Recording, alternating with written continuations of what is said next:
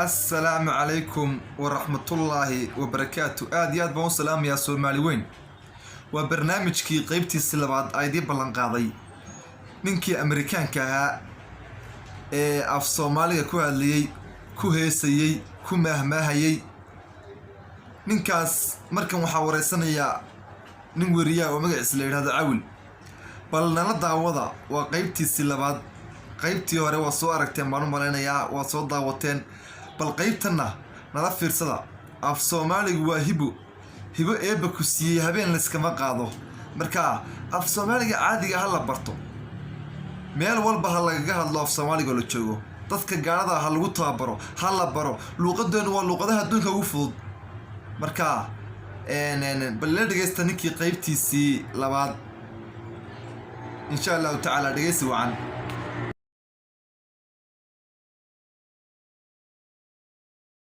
السلام عليكم ورحمة الله وبركاته. كلنتو عن وناكسن إذا لهانتين بأصحابته شرفته يقدر أنت مدن إنك داونيسا صومالي تي في أوف مينيسوتا يو صومالي كيبل برامج كاياه برامج كي عاوي يعول داود يا البرامج كان أنت بدنا أيام كويجا وحياة بكل الدول هذا ما أنت أو كدوين هاي برامج ذي هراء وحيل تشوجا يدي ويسووا من مريكنا وف صومالي كوهلا صومالينا واحد بدنا نسوي تشوجي أنت بدنا دتك الصومالي ذا كحرن برنامجka caawil ayaan maanta waxaan kaga qaadan doonaa wareysiga iyo maxaa saameynaya ay ku yeesheen dadka Soomaalida ah mudana geedi ku soo dhaw Somali Cable iyo Somali TV of Minnesota waa maadsantahay walaalo waa tay geedi dadku geedi bay kugu yaraan inta badan Soomaalida laakiin maxaa ku raaca geedi horta awal markaan tagay Buulobarti waxaan codsaday magac Soomaali ah marka waxaan codsaday magac hore oo la isticmaali jiray marka geedi la bixiyay magaalada Buulobarti waan tagay waxaan iri waxay yiraahdeen magaca geedi aan iri ayo ay yiraahdeen aniga waxa jawaab ma leh markaan ninkii waxaan codsaday laba kale sababtoo qof kasta oo Soomaali saddex magac ay leeyihiin marka geedi raage roble hala igu bixiyay raage roble laakiin magac oo rasmi oo run ah waa Paul Marino waa tahay magacaas geedi oo ay Soomaalidu ku bixiyeen iyo labada magac oo aad raacisay adigu ma ka heshay aad sababtoo magac kasta oo Soomaali macna u leeyahay sida maaragtay geedi waa wiil isagoo dalay markuu reerkiisa guurayaan geedi la baxaa ama geediyo gabar haday tahay marka waad ku haysataa magacaas waa tahay geedi wax badan baa Soomaaliya soo joogtay inta badan waa ka warhaynaa Soomaalida inta badan waa ay ku yaqaaneen maxaa xusuus kugu reebay dadka Soomaalida aad dhihi kartaa alleeleh waxaas aad xusuus igu reebaan in loobi karin okay runtii Soomaali markaan joogi jiray waqtiga nabad ay ahayd inta badan waa 86 ilaa 89 aniga xaaskeyga oo si nabad dadka ay noo soo dhaweyn jireen reer Buulobarti oo waan isla shaqayn jirnay isbitaalka degmada Buulobarti wax badan baan ka faa'iideysanay oo xusuuso badan maaragtay waqtigii nabadda baan soo xusuusanaa waa tahay markii aad Soomaaliya tagaysay oo kugu horeysay wax fikrada ma ka haysatay Soomaalida anigana ninkii oo barnaamijkeeda qaabilsan Ahmed Ali Hayli waa isnaqaan oo anagu reer Milwaukee baan ahaa laakiin Soomaali runtii af Soomaali ma aqaan markaan Soomaali tagay Soomaalidana waxba kama aqoon waa tahay markii aad tagtay wixii kugu horeeyay indhaha ku dhaceen maxay ahaayeen horta ugu horeeyay waa markaan diyaaradda ee ka fureen waa bishii Febraayo waa bishii inta oo qabow ah bishii Febraayo oo waxaan dareemay kulaal badan waxaan u maleynayay waa motorka maaragtay diyaaradda oo marka waxaan hadii aan xooga ka fogay kulalkan waa iga deynayaan laakiin ma aha waa wada kulal waa geedi dadka Soomaalida ah marka af Soomaaliga aad ku hadasho Soomaaliya ayaa tagtay af Soomaali ma aadan aqoon sidee bay ku bilaabatay inaad ku hadasho luqadda afka Soomaaliga sidee ku bilowday adiga horta aniga nasiib baan leeyahay waqtiga nabadda aan joognay Buulobarti oo runtii laakiin waxaan u sheegayaa dhalinyarada inta joogaan oo America joogaan in ay maaragtay inay dadaalaan oo af kasta marka baranaysid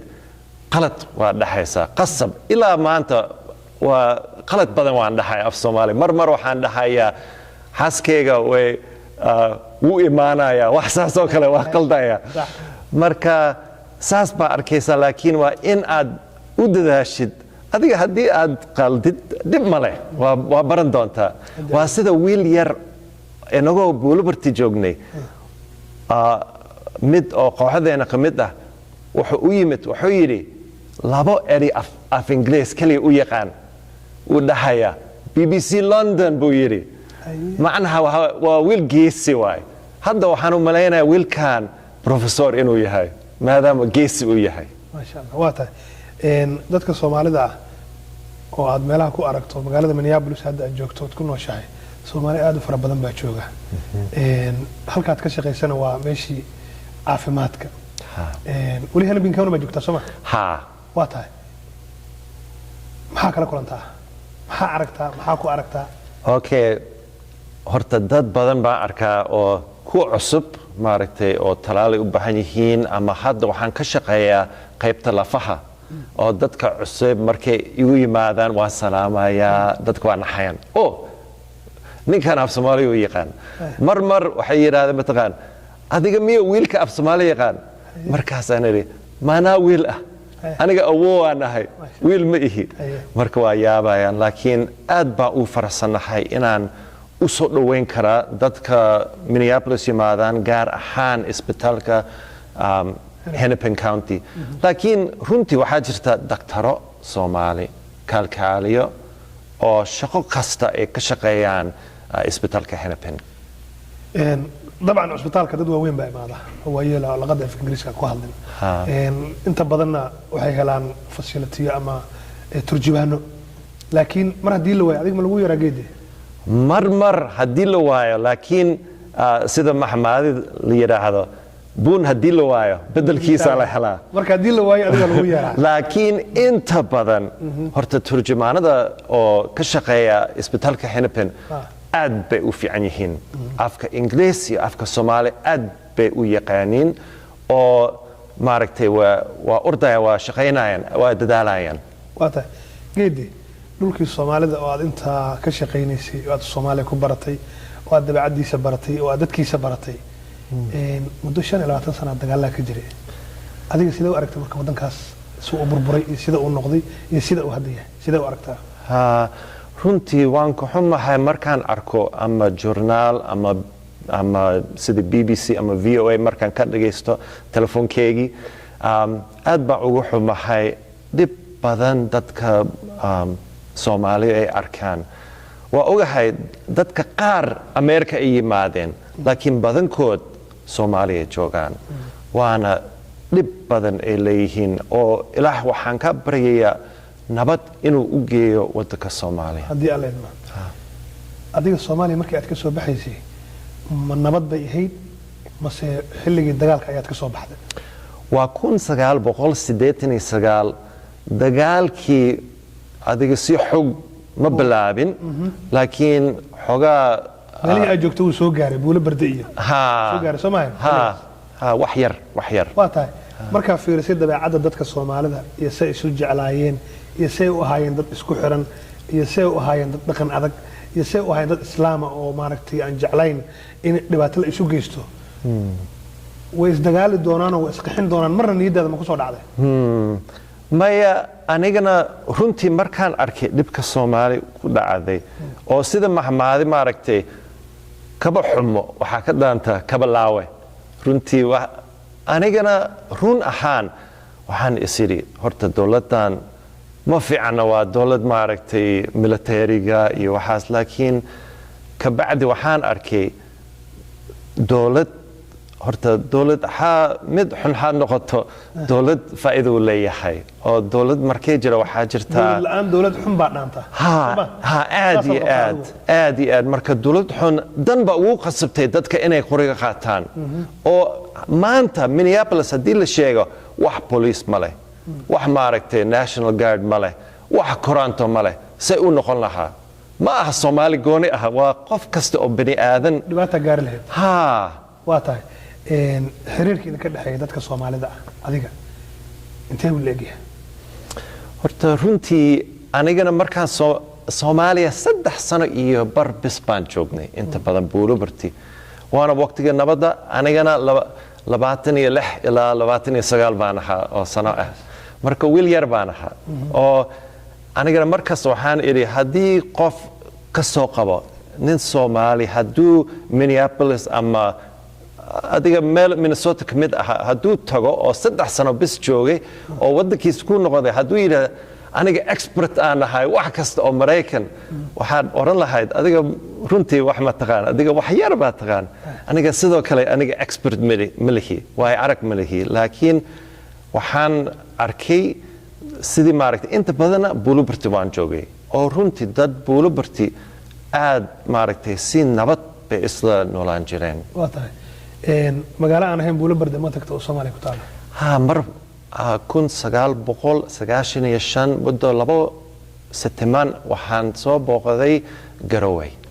nin saaxiibkay wuxuu sameeyay barnaamij oo dhalinyarada tababaray oo wuxuu yiri balgeedi isoo raac markaan tagay maxaa Garowe ku soo aragtay marka ha oo mar Garowe markaan tagay horta wax xogaa qosol baa jiray anigana habeen bay ahayd oo waa ogtahay habeenkii maaragtay meel aan street light badan iyo waxaas mugdi ay noqon karaan oo mar anigana waan keligii waan sii soconaya waxaan idhi hotelkayga waan reedinaya haya hotelka saan aawe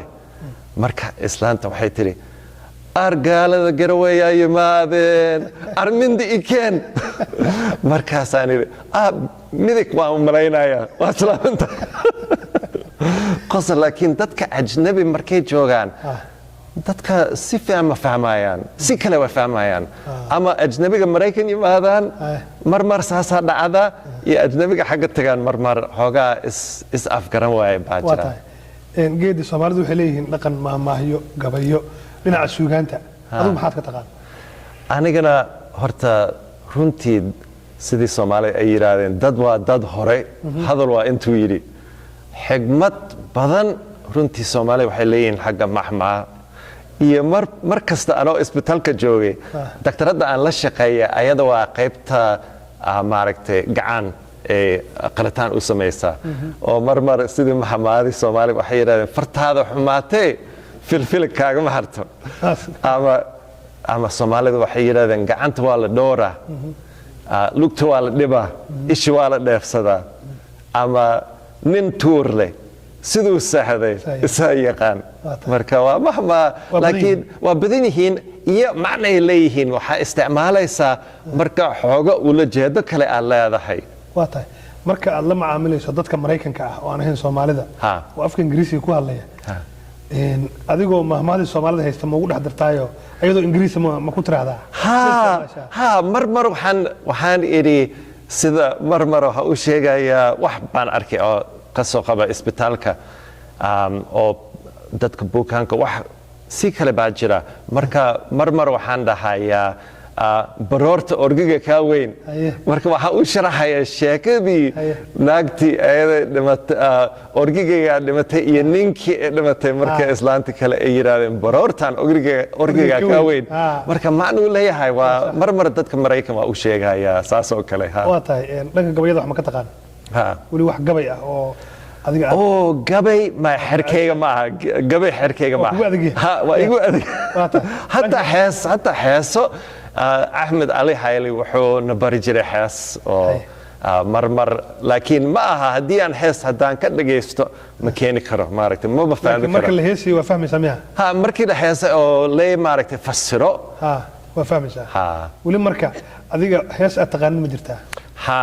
haye bal noo qaad hees okay waa yahay mid waxaan xusuustay oo xogaa mid jecel u malaynayaa ninba meeshii gubaan hu garanayaa ninba meeshii gubaan hu garanayaa haddaad mooday gabar yahay adduunyada ma guura waa geed harkii waa labada gelin godcurkii waa dada kala guurey balgarooso hadalkaas weliba af Soomaaligii adkaabad ku heshiisay Soomaali waxa jira asni af Soomaali adag moogtahay dadku xataa qaabiyana fahmin hees kale ma noogu tuuri kartaa okay waxaad xusuusato okay sug waxaa jirta nin kale oo isagu ii baray Axmed Ali Hayli nin lagu sahdo haseexan xilbaasita haseexan nin lagu sahdo haseexan xilbaasita haseexan haseexan soo jeedo si weyn u feejigno waa tahay inkastoo ay u tiri buulo bardi ayaan joogay oo buulo bardi waxaa jirta dee gobolka hiiraan bay ka tirsan tahay fanaan xasan aadan samatar hees uu qaado oo baladweyne allah hayo ma xusuustaa heestaa waan maqlay laakiin ma xusuusan hadda beriixan nin baa ii siiyey hees kale oo buulaay ah oo heesta oo faanaya buulo barti laakiin laakiin waxaan rabaa inaan barto heeskaas oo barnaamijkii London markaan tago inaan qaado haddii aan qaadi kara dadka komediyaanka ah oo Soomaalida ma daawat wali sida oo Kombe oo ku rag badan bay ahaayeen Abdulle inta badan komedi ka qosliye ma aragtay ma inta waxa komedi ma arkin mar waxa arkaya kuwa maaragtay filimka Hindiga oo af Soomaali oo waxaan u maleynayaa waa hal nin oo codkiisa u isticmaalayaan filimka dhan si u turjumaan ka waran waa turjuma fiican waay waa tahay waajir xaajir xataa filmaan Mareykan ay turjumaan af Soomaali ku hadlay kuwan ma arkin ana daawaday filimkii waxa ku jira waad xusuustaa ninka Soomaalida u yaqaan Rambo asagoo Soomaaliyan daawaday dadka reer Minneapolis marmar adigoo meel iska taagan ma ku xantaan of Soomaali ma isku kula hadlaan ninkan iyo waxaas ileen nin dhakhtar tahay cusbitaal jooga dad badan baa la kulmaysa markay sheekaysanayaan wax ma ka tilmaamaan horta inta badan waxaan diidayaa mataqaan horta dad badan waxay u maleynayaan runtii waxay u maleynayaan inaan maaragtay jaajuusi waxaas oo kale inaan ahay marka milihi laakiin mar xooga shaki iga qabaan marka mar kasta meel kasta aan tago oo Soomaalida joogaan waa salaama aniga mar rabo adiga mar dambe inaan af Soomaali hadlo oo dadka inay isweydiiyaan ninkan waa iga weydii wuxuu iga dhageysanayaan waxaan idhi marka mar rabo inay saas ka dhib soo gaarto qofku uu dareemo xumaan sax waa tahay geediyow meel cusbitaal joogtaa kalkaali caafimaad baad ahayd aniga xilligii aan mariyay green cardka ninkii aniga talaala adigu ahaa marka sidee lagu u maleynayaa jaajuus sidee qofka niyadiisa ugu soo dhacaysaa qof cusbitaal jooga iyo qof bukaan oo cusbitaalka u yimi in la daweeyo sidee niyadiisa ugu soo dhacaysaa qofkan waa jaajuus runtii ma ogi laakiin waxaan u maleynayaa mataqaan dadka qaar waxay qabaan haddii af Soomaali haddaad taqaan maaragtay saan oo kale adiga wax kale ka dambeeya marka aniga bis kalkaali caafimaad aan nahay aniga nin masiix aan nahay diinteena waan jecelahay laakiin anigana wax maaragtay ka qarsoon ma jiraan Soomaalida ku dhaan geediyo soo muslim maxaa tiri soo muslim ma ku dhahan Soomaali mar kasta saas igu yiraahdeen laakiin aniga diinteeda aan jecelahay oo waxa jirta mahmaa oo la dhaho miro geed saaran lamadaas haye marka adigu diintaada masiixiga inaad haysato ayaad waa tahay dadka Soomaalida waa dad fareenle ah waa dad saaxiibo badan waa dad dadka soo dhaweeya wali ma lagu marti qaaday oo xaafad kamid ah dadka Soomaalida ma lagu geeyay qadama lagu sameeyay ma lagu soo dhaweeyay aniga ma tiiri karo martiga mar badan dadka ay cazumeen Soomaaliya iyo Minneapolis labadoodii cuntada Soomaalida waad cuntay cunto Soomaali cunto ka macaan badan ma jiraan maxaa ka mid cuntooyinka cuntay hilib aari bariis suqaar ab u jecelahay muufo aan jecelahay oo maxay ahayto muufo iyo saliin macsaro iyo suqaar oo sahal la jijibiyo alaabta xusuusataa waa mac kale iyo weliba xaaskayga waxay bartay way ila joogtay Soomaaliya marta ayada waxay bartay sida loo kariyo cunto Soomaali marka geedi wax saameyn kugu yeeshay ama wax kugu reebay ama wadnahaaga wax ku reebay xusuustaada ma jiraan oo dhaqanka Soomaalida ama ha ahaadaan wax adiga ku farxad gelinaya oo ku faraxsan tahay ama wax aad ka naxsan tahay oo as leedahay isna wax fiican ma aha waxaan xusuustaa inta badan runtii Soomaalida siday u soo dhaweeyeen dadka oo marti ah waxaan ka yaabay runtii marka dad buulibarti horta qaar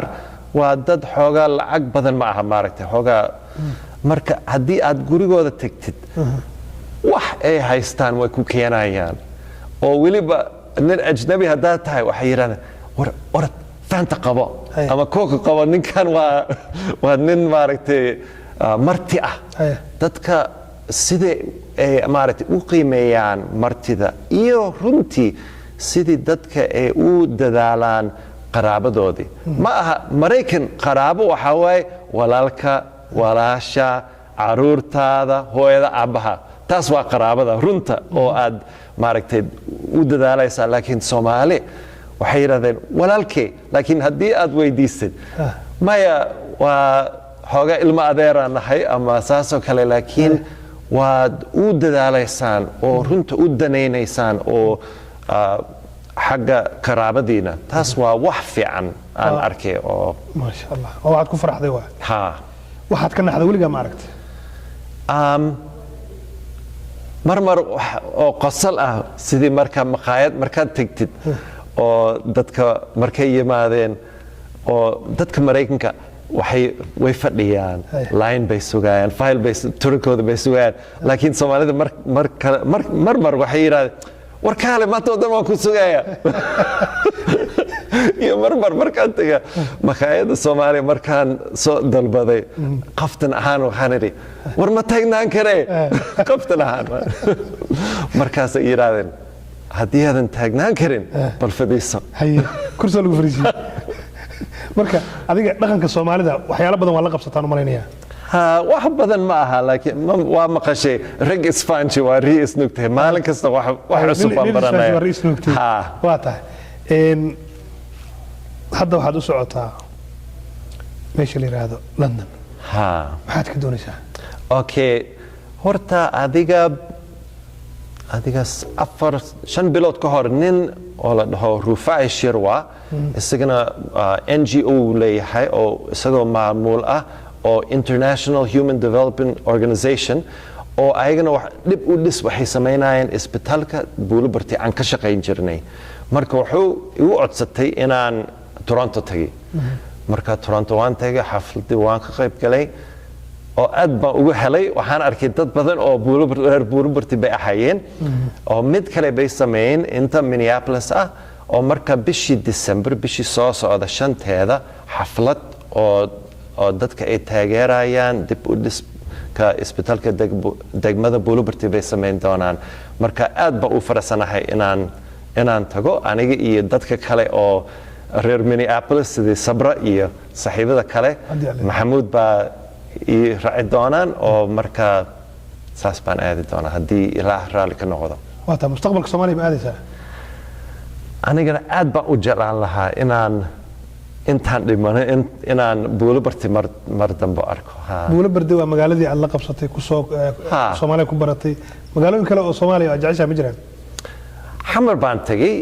laakiin inta badan buulibarti horta xamar waa weyn yahay maaragtay iyo buulibarti qof kasta wayna yaqaan oo walaalo baan noqonay marka 3 sano iyo bar waxaad u malayn lahayd sanooyin badan aan joognay sidii dadka ay noo soo dhaweeyeen waa tahay Soomaaliyadii adiga aad joogtay waagaas waxay ahayd central Soomaaliya hadda waa isbedeshay sida la United States of America federal bay noqotay oo steedyadii waxay noqdeen local government yeesheen muqdisho waxa fadhida dawladda federaalka ahayd sidee u aragtaa adiga Soomaaliya federal ayna aragtay runtii anigana wax maaragtay xagga siyaasadda Soomaali waxay fiican tahay Soomaalida inay go'aan gaaraan runtii nin ajnabi ah hadduu yiraahdo waxaa fiicnaan lahaa haddii aad saas samayso waa falxumo maaragtay anigana waxaa ila tahay waxa uu nabad keeni karaa waan jecelahay marka waan arkay Soomaalida waa dadaalayaan oo runtii حتى هدي أفيرسد دب وديسك إسبيتالك بقولوا برتي